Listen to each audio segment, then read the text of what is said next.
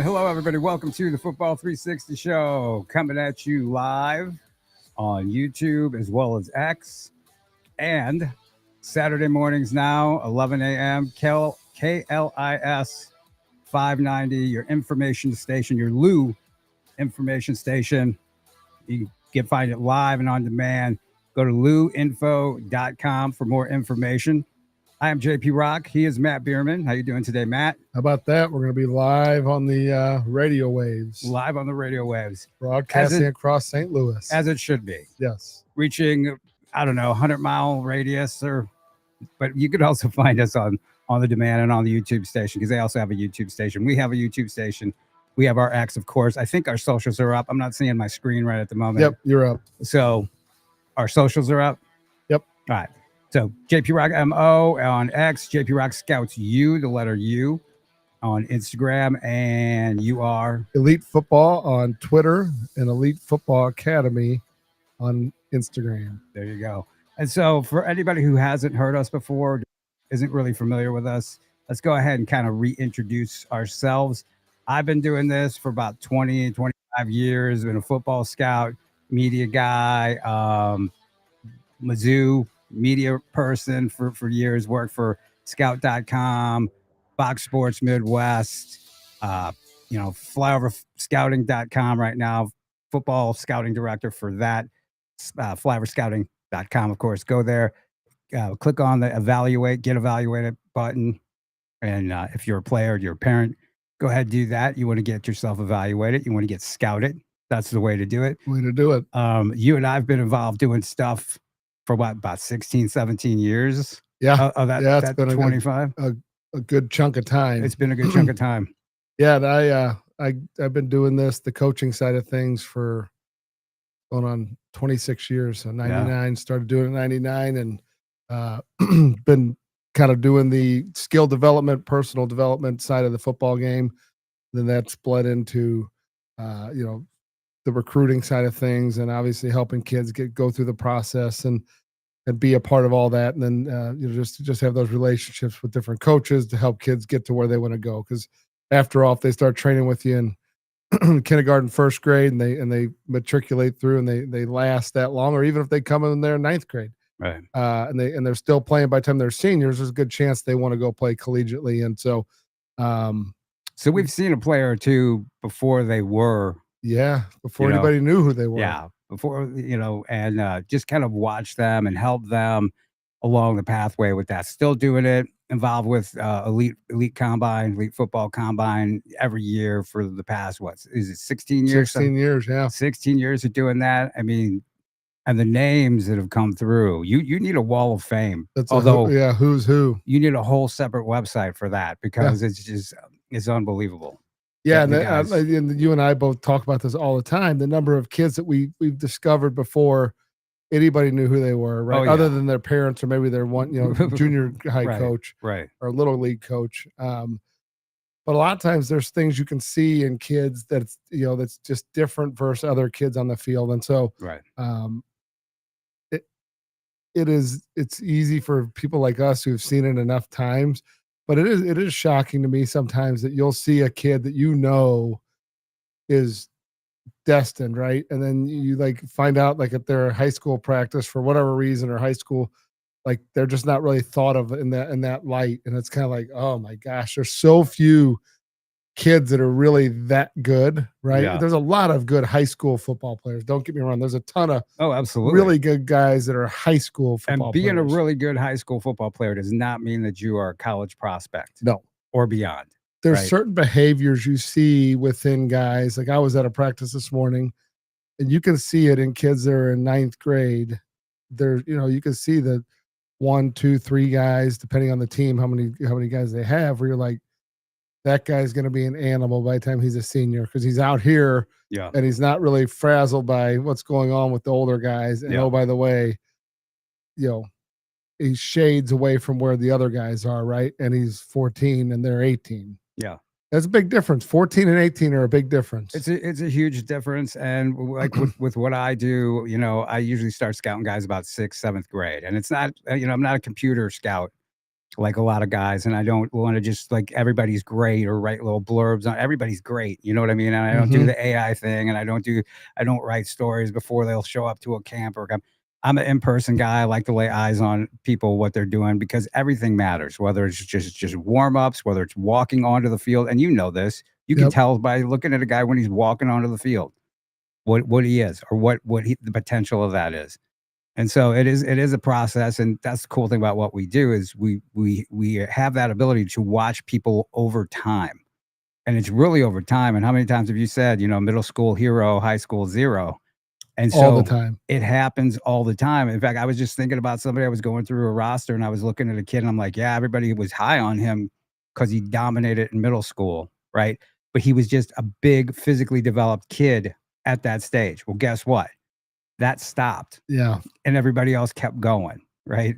And so sometimes that kid tries. Oh, no, they right? try. Yeah. And like, but they are not. You have ceilings of your ability and your talent. Some people hit it quicker. Mm-hmm. You want to get the guy who's constantly on the trail and not quite there, but you see the potential. Who's trailing everybody just by a little bit, not by a ton, because if they trail by too much, they don't get their chance because they're too small or they're too slow or they're too whatever. Or they're a little bit ahead of everybody, but you still see that ceiling. Oh, they haven't reached it yet, but man, look how good they are. Yeah, they are. But they haven't reached that yet. Those are the really good ones. Those are the ones. Those are the elite caliber guys. Yeah. Right. Like a Jackson Cantwell, right? I mean, pretty can't miss guy. You know what I mean?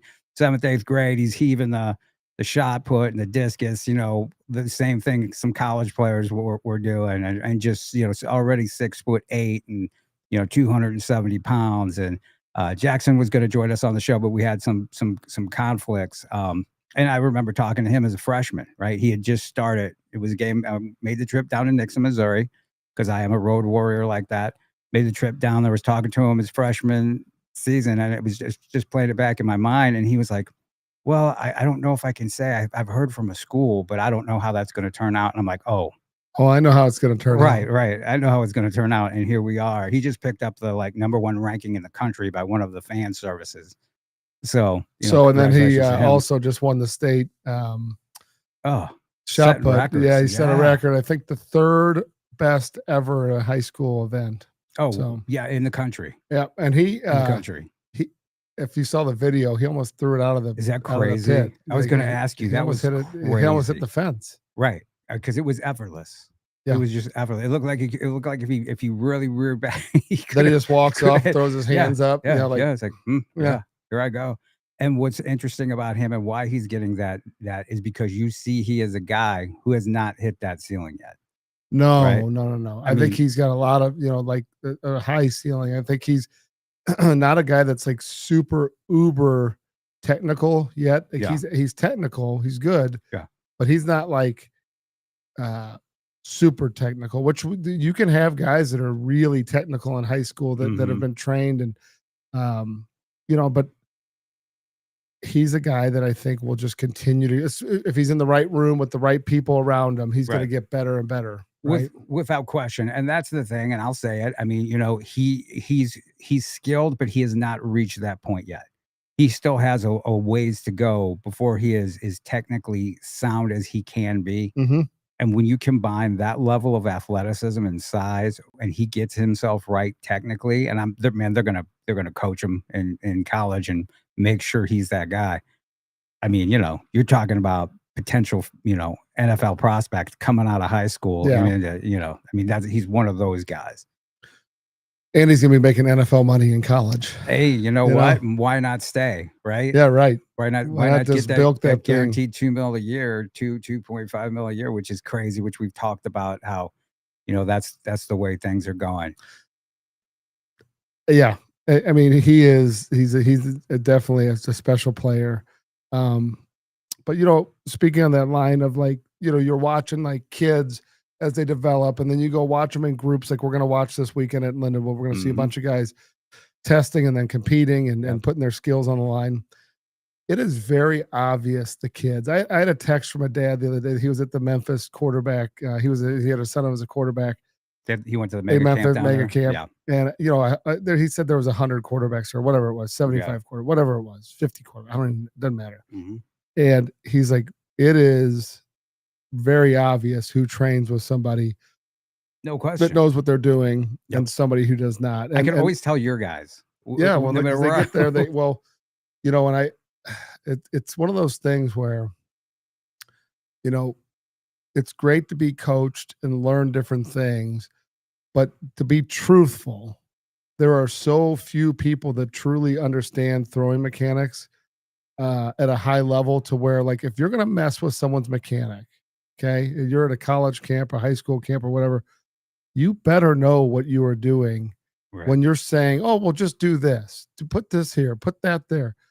There better be a reason, because that quarterback, if trained properly, they're going to know, like, hey, that doesn't really coincide with what I've been taught. And so then that's going to put you in a situation where it's like, right now, again, there's two ways to do it, but I will argue, when it comes to something as simple as throwing a ball, the biomechanics rule the day, right? So if you don't understand, like, kinematic sequence with the body, and you're trying to get someone to do something that's not necessarily in that kinematic sequence, like a footwork issue or just a off arm issue, something like that, you run the risk of, one, messing up a kid's mechanic, especially if someone wants to listen to you, right? Because they want to please their coach. But like, I see it far too often where, people that have a title of coach, right, might not understand, like, what that title means when it comes to, well, I'm going to try and fix this, right? Well, I want to go to the mechanic that fixes cars 7 days a week, not the guy that does it on the weekends. Yeah. Right. Side job.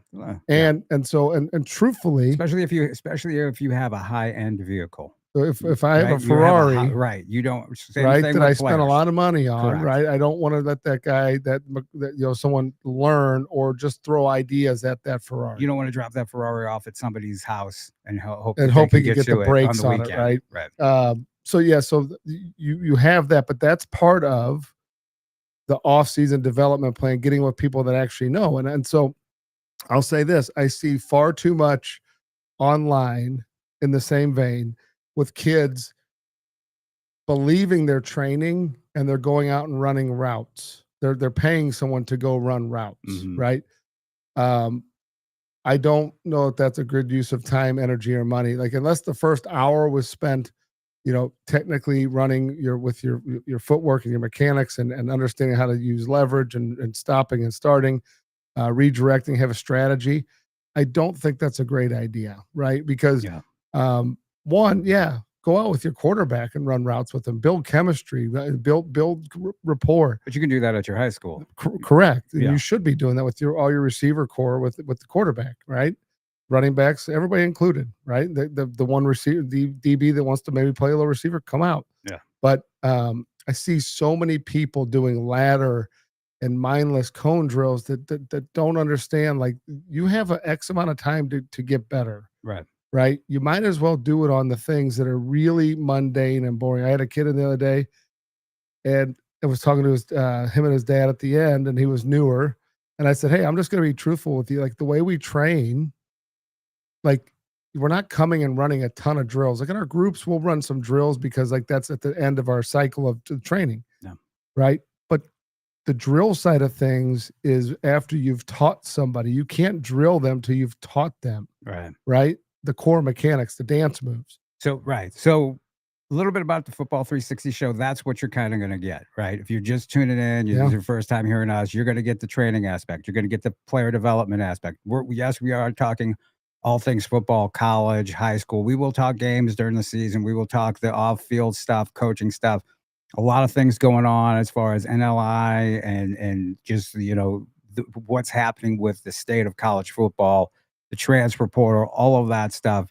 It's all going to be part of the Football 360 show, now heard on KLIS 590 The Fan. Happy to be joining that. It's good to be with that. So hopefully you who have been regulars can catch us on that, as well as you can still catch us on X. You can still catch us on YouTube.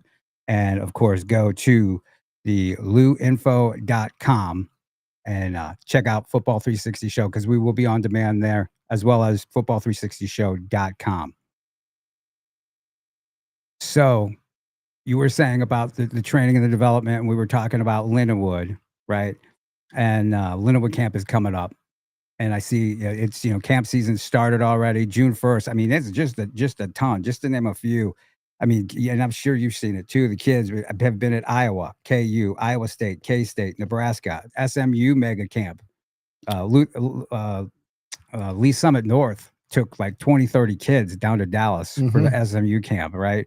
And of course, the Memphis mega camp. And these kids are going. And I like to think that a lot of the reason that they're going is because they listen to their coaches and guys like us who promote that stuff and how important it is. Oh, and there's coaches who tell kids not to go. Yes. Which is madness. To me, every time you miss an opportunity to be seen, you're costing yourself, especially this day and age. Now, the argument could be made that you're not ready, right? And that game film trumps everything. Yeah. I agree.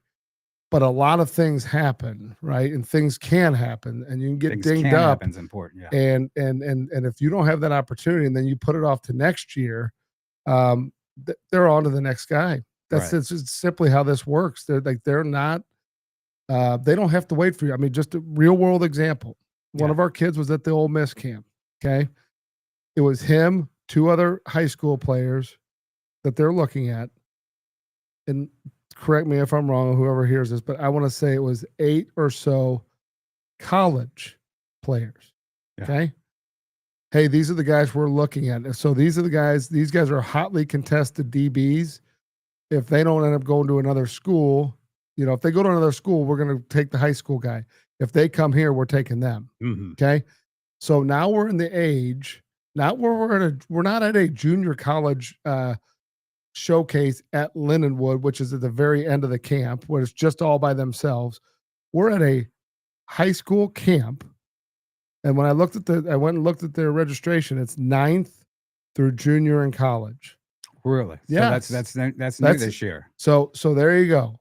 Wow. There you go. The new day has come, and that is, they got you throwing against or go drilling against guys that are literally 22, 23, 24 years old. And the reason, and you're 14. And the reason is, and unfortunately, I get from parents who are like, well, are we going to be able to compete against guys our own age? Right. They're worried about that. If they're worried about that, maybe they want to rethink it. Talk to your coaches, talk to your trainers. What's your physical development like? I say, go to the camp, right? Find out where you're at. But the reason that they're having this now, they're going to be having those up to junior in colleges because the transfer portal is recruiting right now. High school football recruiting is supplemental to the transfer portal. Mm-hmm. So that's exactly the story you said. 8 college guys, 3 high school guys.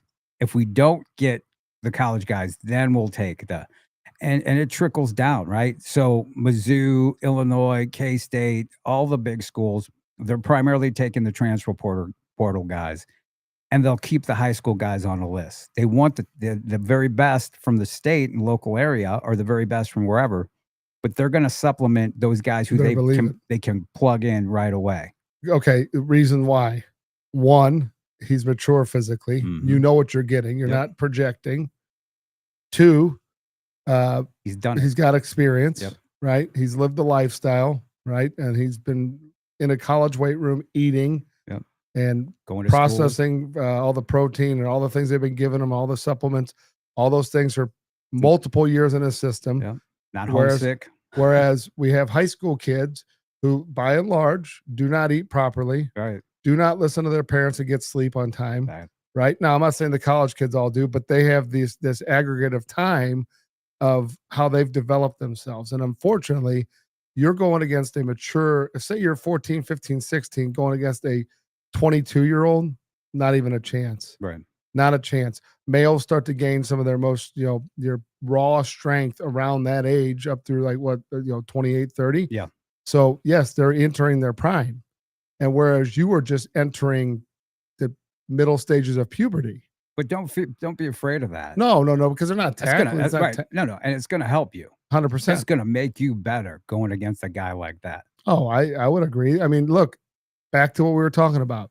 If you're one of those younger guys that we know have a little bit of swag and have some extra abilities that most kids your age don't have, do not shy away. If anything, it will make you stand out that you're completing passes Without or question. running routes on guys that are that much older. Absolutely. And don't think it can't happen, because No. it can happen. Right. And so when you come off the field, if you're competing right and showing something against those guys, you're going to have all of these college coaches come up and want to Mhm. hand you their card, want to find out your name, and want to glad hand you and all that stuff. And they're going to Mhm. keep the boom. You're going to be in their database. They're going to take note of that. You're going to be in their database. Yep. So I will tell you, I think the day has changed. You start hearing stories like that. Yeah. It lines up with everything we've been talking about for the last 2 years. College football is shifting. I think it's going to shift faster. What I don't, and I can't comprehend, but I think it's going to happen, is when the Power Four does break away, like we were talking about. You know, there's cracks in the facade already. Mm-hmm. You know, Greg Sankey has been given full autonomy that if he wants to leave the NCAA, he can. Why would they vote that if they weren't thinking about that? They're voted that because they're going to do it. They're not. Yeah. It's not some, pull the escape hatch clause. No, they are going to eventually have their own thing. What that will do to the rest of college football is really going to be detrimental, I think, but it remains to be seen, right? Maybe it ends up being a silver lining, and they get their own TV contract for the Group of Five and the FCS schools, and they really amp their game up, and now they're competing with those guys and building, better products, maybe. But the huge anchor around their neck is going to be what? The NCAA. Yes. Who's going to be hitting them every step they go. And are in the process of trying to do that right now. Right. And so as soon as the cash cow leaves, they're going to ratchet down on these poor guys in these smaller schools that deserve none of this anyway. No retribution. It wasn't them who left. Right. Right. It wasn't them who wasn't paying the athletes. They didn't have money. They don't have money to pay anybody. So I got a question to ask you about that. What kind of input will the college coaches, the high-paid college coaches, have? What kind of say will they have in a breakaway like that, you think?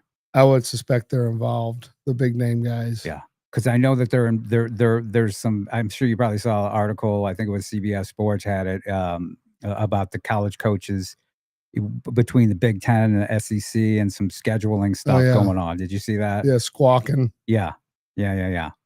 So apparently the college coaches do have some pull with the ADs as far as certain things go. So I was curious as to what. Yeah, I mean, I think if you saw Drinkwitz fired shots at across the bow at Illinois. Oh yeah, with Brett Bielema. Yeah, I think it is kind of interesting when you get those guys at that level that recruit against each other and have common areas they recruit. They're looking for an edge. Always. Yeah, they are, and they want to rub each other's face in it. And I would love to see those guys play. Right, I think it would be a great matchup. I do. A border war. I do think that is part of what they're trying to do. Is they're wanting to do marquee matchups between the Big Ten and the SEC. Yeah. The SEC, some of their contention is that there is a lot of low hanging fruit inside the Big Ten. Is what their argument is like, yeah, it's like a Ponzi scheme is what I heard it referred to, is that you have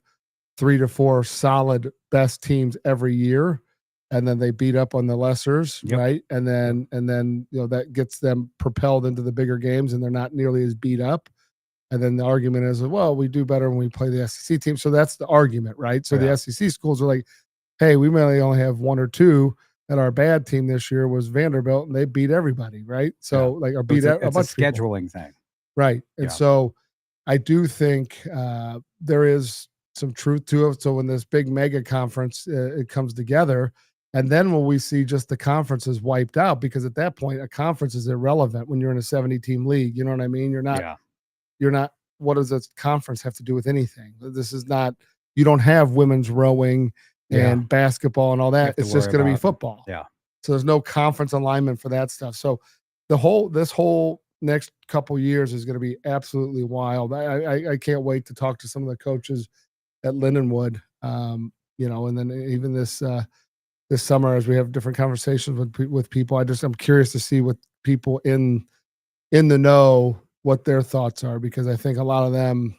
We need to start getting some guys on here getting their opinion. I know last summer I talked to a couple pretty high-ranking people in the game of football, and they had the opinion that people were going to get their feelings hurt. There was a lot of programs where we left on the outside looking in when this new league forms, and people got to really behave themselves. Yeah. To be in the in club, right? Be part of the new group, right? Because there's going to be profit sharing and all that stuff. Oh, without question, it would be nice to see a border war. I know the Tigers are playing, Mizzou's playing Kansas, second game of the season on September the 6th. Where's that at? That's at Mizzou. At home. Oh, that's going to be crazy. Can you imagine?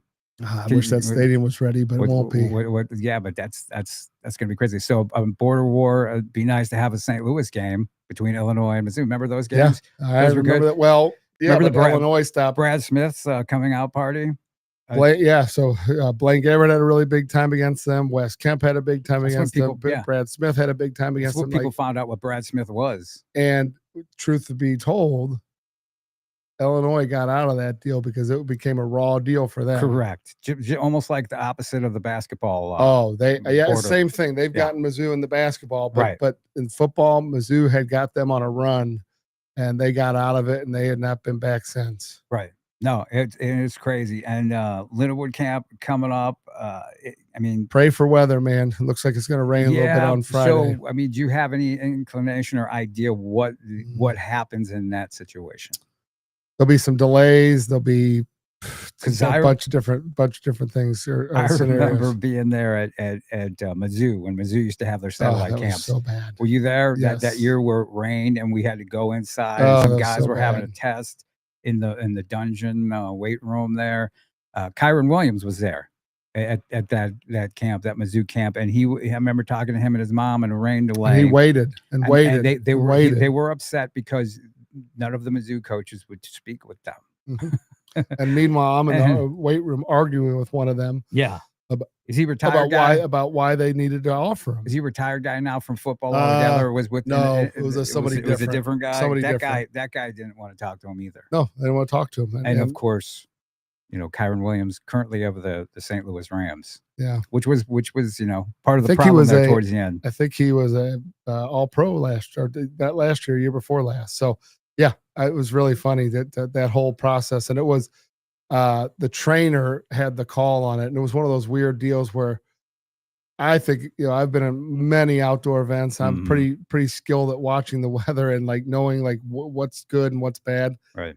This particular trainer, her interpretation of the 10-mile radius and the movement of the storm were, in my estimation, not great. Was there some lightning involved maybe? Yeah, but it was on the other side of the river, and the storm had tracked past, and it was not in the radius. So like, because I have an app that we use that shows a 10-mile radius, and there had been nothing. But I remember being like, it wasn't my call. Right. Wasn't my call. Right. Yeah. So that was interesting. So yeah.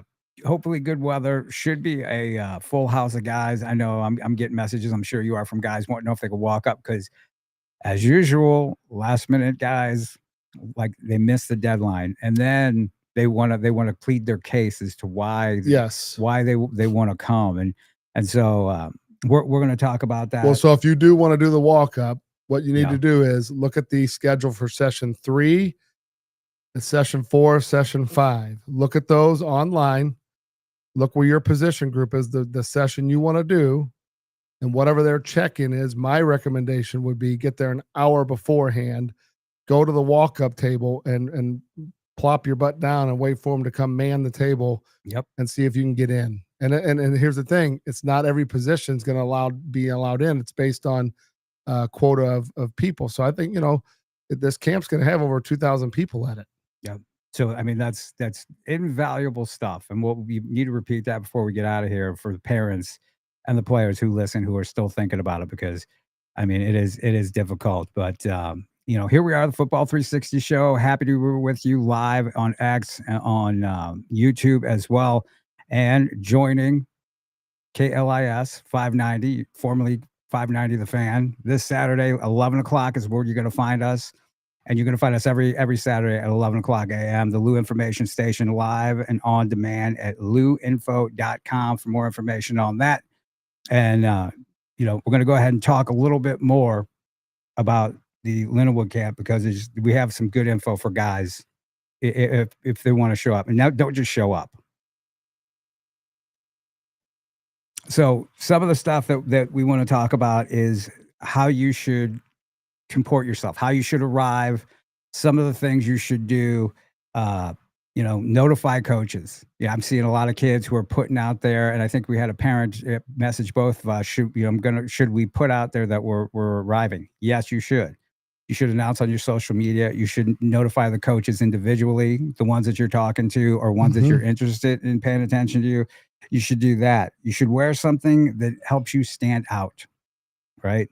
So some bright colored shoes, some headband, gloves, shorts, Yep. right? All that stuff, so that they know who you are. Introduce yourself to coaches, right? I know you got a lot of stories about that with guys. Yes. We see shy guys all the time. We just had it at KC varsity at Parkway West. Some guys, we were having to tell them, hey, like, oh, I don't know. I'm like, no, that's why they're here. All right. So don't be afraid to introduce They're yourself. professionals. Yes. Go talk to them. They them. like to meet players, especially, but they like meeting people. They're people persons, I guess I should say. And so go talk to them, introduce yourself, because they want that. It says a lot about you, because they're looking for character guys. Yep. Right. And it says a lot about your character. Be friendly and excited, regardless of if you know the school, whatever level the school is on, because you never know what's going to happen. You know what path they're going to take, and they're going to take you with them. That guy next year could have a totally different emblem, logo on his shirt. Exactly. I mean, and it happens all the time. All the time. There's a bunch of Missouri kids who were going to be playing in the Dakota directional schools, and now they're at Washington State for that very reason. Because coaching staff changed. Boom, they decided they were going to take these guys with them. And the old staff could take you, because the new staff's bringing in their people. Exactly. Right? That's just the way it works. Right. You're not necessarily pledging allegiance to a particular university as one used to. You're part of a staff, and you'll learn. And you get in college, your coaching staff leaves, and you stay. That's a gamble. It's a gamble. Oh yeah, that's a huge gamble. Huge gamble. And a lot of times, if you have I think it's a good thing if a coaching staff comes in and tells you you're not really in our plans. Instead of just let you hang around and find out, because you drift further and further down the depth chart, and you're just not getting reps at anything.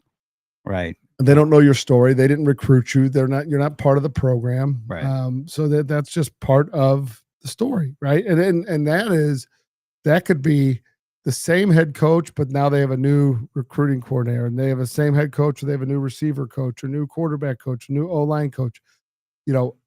I'm not saying you jump every single time you get a new coach, but I will tell you, you will learn very quickly in that world that a lot of times now an OC or a DC, maybe if you're a good fit, because they're not really coaching you, but still the same position coaches, you can survive that sometimes. But your position coach changes, and they get one or two recruiting classes in there, you're in trouble. Oh yeah. Unless you are the man. Yeah. I was going to say, because it's not, sometimes you can be the man or think you're the man, and for some kind of political stuff, personality conflicts, you're not going to get your opportunity to show you're the man. Nope. Does not mean anything. It's not an indictment on you. It's just an indictment on the system. Not at all. And players are lucky that they actually do have a chance to jump every year. If so be it, they want to say. And in fact, we see that. In fact, Mizzou's getting a wide receiver who's that's going to be prominent this year, who's been at, I think, 4 different schools. Is it 3 or 4 different schools? 4 different schools. And so here we are, and 4th time's a charm. 4th time's a charm. I mean, he was a local guy, and so here, he's going to finish up his career and hopefully follow in the footsteps of Luther Burden. And in fact, I remember watching those two battle each other in one of their final high school. Yeah, you're right. They did school games. Yeah, and it was really interesting. And in fact, like, it was towards the end of the game, and I guess it was close. They put Luther on him at corner to cover him, and Luther wound up, making the play to keep kind of shut him down. So it's funny how it all comes full circle like that with football. So going to these camps, though, it is a business venture, if you will. You need to go in. You're not there just to have fun. You're there to learn about the environment, the process. You're there to meet people. You're there to get instructed, right? You're there to see Mhm. what your scores are and what you can improve upon. You're there, if you're a freshman to be and a sophomore to be, you're still playing with a little bit of house money where you can really just go and test and have a good time, enjoy yourself, learn, get used to the process without a lot of pressure on yourself. But you should come with that intention Oh that yeah, you're no, gonna you're you're trying to gonna open impress, eyes. right? Yeah. Right, because when I say with house money, on the flip side, you're giving more leeway and deference if you do something well. It's like, wow, this guy's 13, 14, 15 years old, Yeah. really? Yep. So those guys are the ones that your upside is unlimited and your downside is limited, right? Whereas a rising senior, your upside is limited and Mhm. your downside is pretty unlimited, right? Right. Right? It is what it is. It is what it is. If you're a guy though, and you come in, and we've seen it, I don't know how many times, freshman, sophomore guy pick up an offer or off multiple offers at Lindenwood Camp, you're on your way. Oh yeah, And Ridge James last year. oh yeah, yeah. I mean, everybody loved him, and I think what is Ridge up to, like 40 offers now, something out, Yeah, really out there.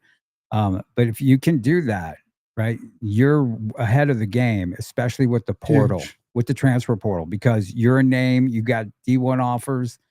You're going to move to the head of the list, right, Yep. of guys, or at least up there on the list, Yeah, because that's what they want. Everybody wants the pretty girl, right? If you're picking up offers, then you're going to be on that list. And let's face it, there are guys who we've seen who are really good. A guy, Brady Davidson, right, comes to mind. Right. He wasn't picking up offers, signed with Northern Illinois. And the Northern Illinois head coach said he's the best quarterback we've ever had. Right. that And means people missed on him. people And missed now on him. Northern Illinois didn't, right? And he Right. came last year and ripped it at Lindenwood. Yep. Now Ripped it's it at tough as elite, a too. senior Yes. to get those, your rising senior, to get those offers, because it's like, well, why didn't this guy have offers yet? Because if he was really good, he should have been offered as a freshman. Maybe he was at baseball that weekend. Maybe he was somewhere else. Or maybe he didn't do. He didn't know. Right. Right. But the problem is that the die gets cast early for a lot of people, Yes, and it so does. you'd rather be the guy getting early offers than chasing them as a senior. Yeah. There's just no other way around it, and sometimes you can't prevent it. But I do think if people listen to what you and I say, we beat the drum, like we're giving you a blueprint. Oh yeah. Right. I mean, I have spent the last couple months, 2-3 months, working on a project on just recruiting wise, right? Just like helping educate people. Some of the most basic information that you and I think is Everybody knows. should know. Right. It's common sense, is what you would think. When I've had people kind of read through kind of how it's delivered, it's like, oh, I didn't know that. Oh, I yeah. didn't know the recruiting calendar. I didn't know there's this. Yeah, there's, but you say you want to be a college football player, and if you don't know these basics, right? Now, again, some people, the lucky ones, the very few, the top 1% of the 1%, Yeah. will never have to worry about what's in that verbiage. Right. They're going to have to skip to the verbiage that talks about official, unofficial visits, all of that. Yeah. Okay. And NIL education. That's what they're going to be worrying about. 99% of the others need to worry about what?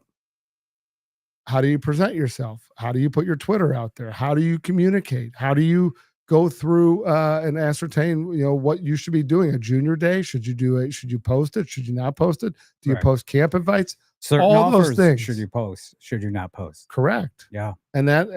Should you, what offers, when you post an offer, what should you say? Right. All those things that seem pretty basic are not so basic. Right. And the number one thing that I can tell you is to make all of that process go easier is be prepared when you show up to camp. Yeah. Oh, absolutely. And one of the great things about this show is we hear so much from parents, right? And that's why we have so many parents tuning in, and they ask us questions now because they don't know, right? And there's no handbook, there's no anything. You're at a disadvantage. If you're a parent, you're a player, you are at a disadvantage, right? Huge disadvantage. Because you're not going to get helped, right? Because it is a business, and college coaches are looking to take care of their business, and have that advantage in You the get the business better end deal. of the deal. Oh, absolutely. And so it's really good if you can listen to this. And I know the project that you're working on, and I can't wait till it can be announced.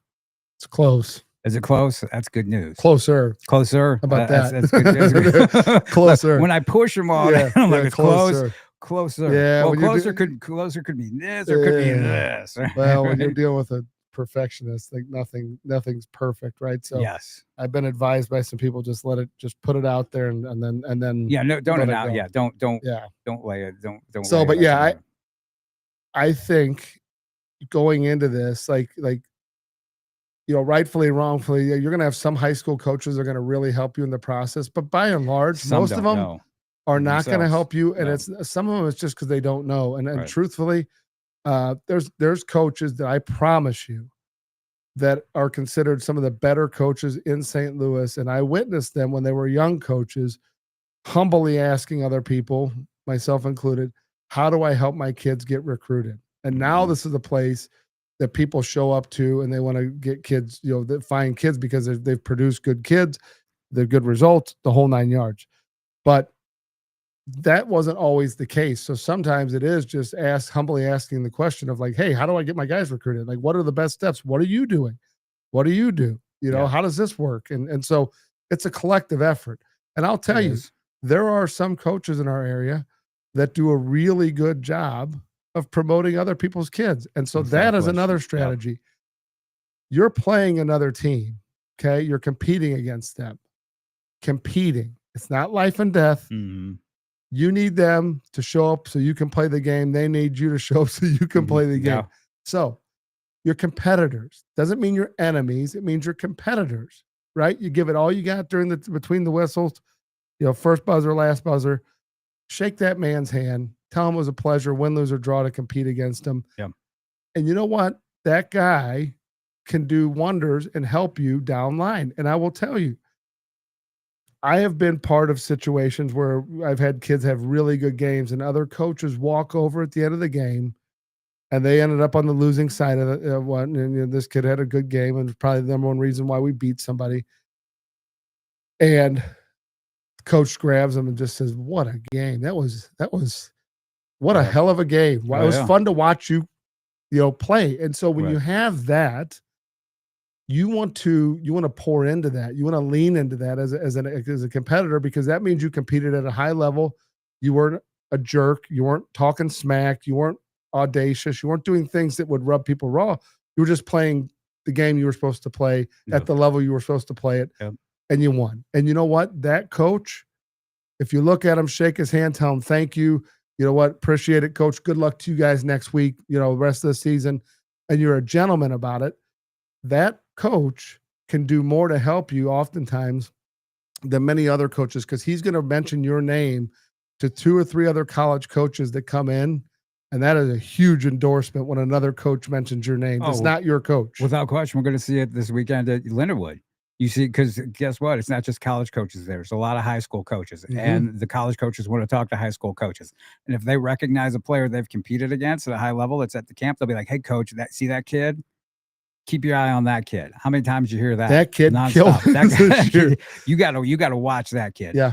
And like you said, be a gentleman, be a competitor. They're not your enemies, the other players, because not only can the other coaches help you, the other players, and I see it all the time, especially on social media, promoting, or if they come by the school, right? Because the college coaches want to know. They ask everybody, hey, any guys, any receivers? And they'll be like, oh yeah, I competed against this guy, and he was the the whatever. He killed it. Yeah, he killed it against us. Yeah, you need to go talk to him. Got to go talk to him.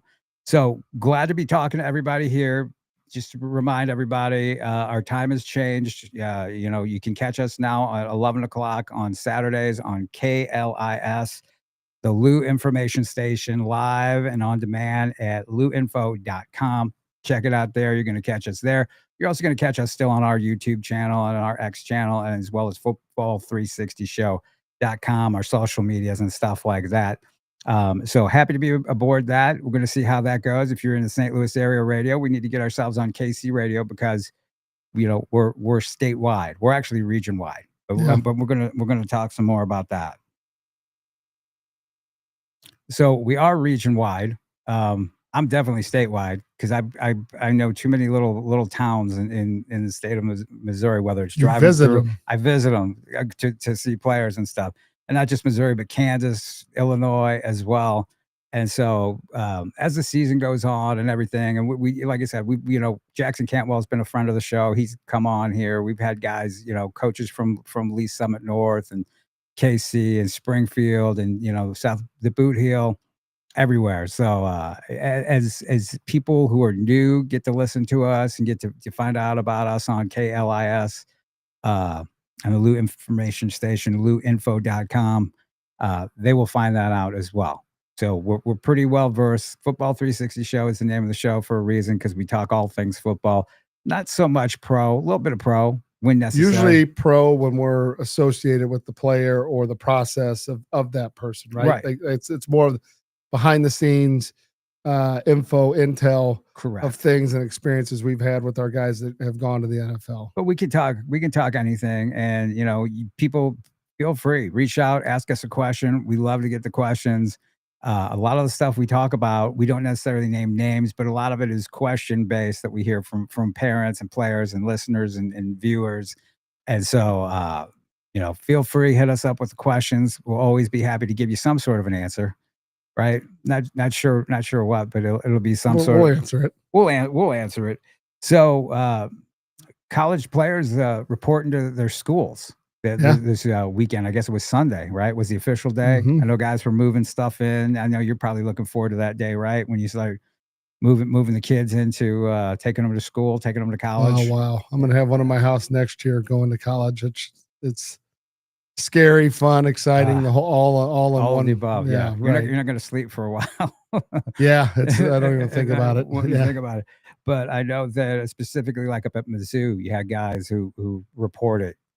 And local guys like Dayton Hopkins, the guy who's been on the show, Jack Lang, who I think who's been on the show. I know Jack Lang, we first found him at the Elite Combine coming in. Of course, it was easy to see him because at that time he was 6'7", right? Yeah. And I think he was just a freshman to sophomore coming in at 6'7" and just really just killed it athletically. And we're like, that's a guy. And now I think what's Dayton 6'6" now? Dayton 6'6", and I'm curious to talk to him soon and find out what his weight is because I think last time I see was in the Sunday before he left. Okay. And he was 240, I think now 245, somewhere right in that range. He looks it. Yeah. So look for him to be 260, 270.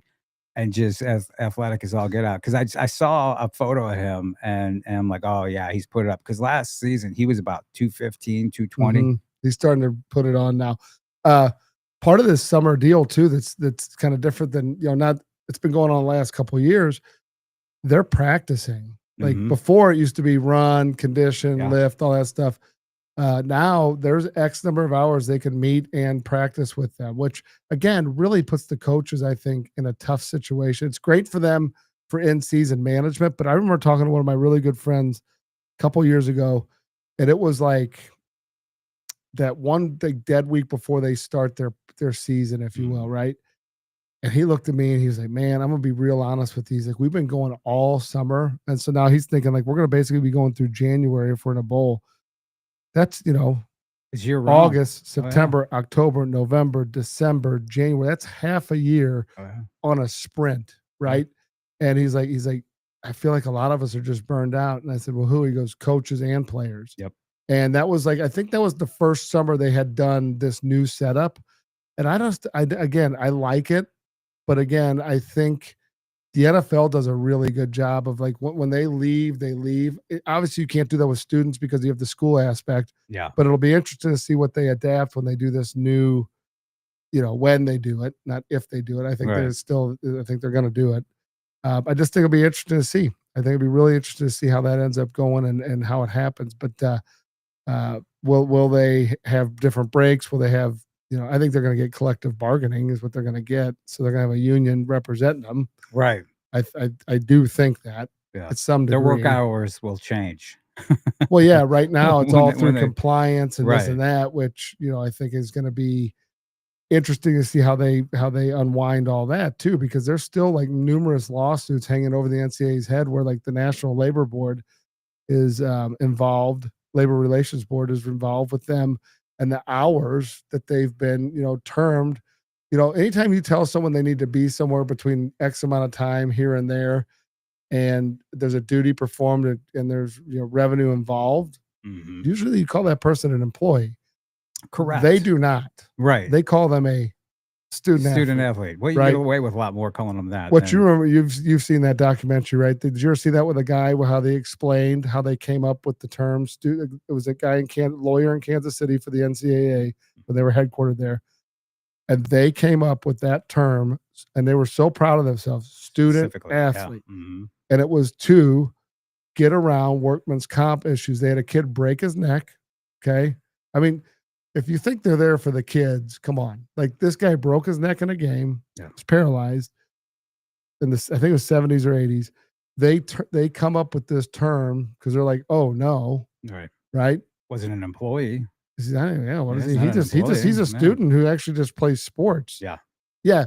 We weren't making him be there as part of his scholarship. Right. Like, as part of his, and how much money did they make off of his, So, yeah, I forgot the guy's name, but they go through the whole thing in the documentary. But they were so proud of themselves with how they came up with this term, student athlete. And then you've heard that term. Lawyer.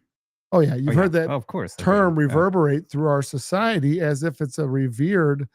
It's a badge of title. honor. It's a badge of honor. You should be blessed that we're letting you be a student athlete at our school. Right. And truthfully, the whole time they were taking money that should have gone to those kids, and they were worried about bagels and toppings, as we discussed a couple weeks ago.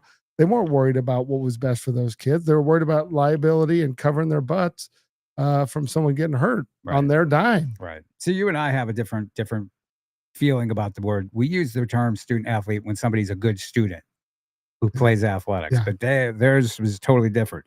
Correct. Just got a message from a parent of a player who moved into their school last week, doing conditioning and lifting. A player that you would know headed to Missouri State. They're at Missouri State now, enjoying themselves. Player who came in, right, and really is self-made with the aid of Elite Football Academy into a D1 player. And a lot of people had no idea he could be a D1 player. But he came in and he kept building and kept working, was dedicated, and see that all the time. I mean, just all the time. We kind of take it for granted because we see it all the time. Right. But it's worth mentioning because these guys put this work in, and this young man made himself a D1 player, right? Because it was first time I saw him. I remember talking to his dad after a practice. It was after a camp. It was after a practice, and he's like, "Show me the truth. What do you think?" And I said, he can be a D1 player if he dedicates himself and puts in the work and makes the necessary steps, right? Because I saw he was right there on that borderline, right? Could go either way, but he did have that potential, and is exactly what they bought into it. And so the interesting thing too, though, is and you have to be very cognizant of this. And I think I've seen this too many times to count over the years, where I always look at it from the perspective of the reality. Reality is you get 4 years of high school football. Mm-hmm. Okay, that's all you get. And when that eligibility runs out, Misha's not granting a 5th year because of COVID. Right. They're not granting a 6th year because you got hurt as a freshman and a sophomore. It's not happening. But you have the delicate balance is you have to do what's best for you and your child, right? Within the confines and constructs of the team, because lo and behold, people will hold it against you when you want to rise up. You see countless examples of that behavior in lower socioeconomic neighborhoods across the spectrum, city and country. Mm-hmm. When somebody tries to rise up out, they get pushed back down. What do you think? You're better than us? Yeah. You do what we do. So, right. But that happens in football. Yeah. And it happens in baseball, happens in soccer, happens in basketball. Oh, you get it from within the team. Right. And it's like, what do you think? You're better? Well, that you're not team focused. Right? Yeah, but let's be very clear. Yeah. Football is a team sport made up of individuals. Yes. And the better the individual, the better the team. Make no mistake. So right. It's doesn't, and I never understood the mindset of people who want to hold somebody back for the quote unquote the team. That's not really the real reason. That's selfish. That's jealousy. Yes, 100%. Right. Perhaps the coach wants to be known as great and not the player. So I can tell you 100%, and this is not throwing stones, but I have witnessed, and again, I would argue, okay, I'm someone who does what I do 7 days a week, and I employ 30 people that do what I do in different capacities 7 days a week. Okay. So we have a level of expertise in certain areas, right? Not everything, but certain things that we do, we're really good at it. And you'll get people that do things in a because they have a badge that says, "Oh, well, I'm this guy," right? Why? This is how you do this test. Mm-hmm. Actually, no. I test people for a living. You can't. You don't do that. That's not actually that's not the standard, no. Right? Well, you block like this. Well, this is how we do it, right? Mm-hmm. Okay, yeah. But your kid that you're teaching needs to have his horizons broadened by someone who actually has trained people that have gone to the area that you want to go to, right? Not necessarily where the only 5% of your high school team is going to get to go play if you're lucky, right? So yeah, if you want to be someone that's just on a squad member, do what the team's doing, and that's great. Sure. But if you want to be an impact player for your team, become the best individual you can be. Or beyond your team. Right. Yeah. Well, yeah. If you want to go beyond your team, you can't just do what your team's doing. Those days are gone. You got to go above. We were just talking about juniors in college competing with juniors in high school for scholarship spots at universities. I mean, come on. You want to be the guy that's unprepared or the guy that's prepared? Yeah. You can't just show up and be the high school hero. And learning plays and running and executing plays at the high school level does not make you a skilled technician of your position. No. Sorry, it doesn't.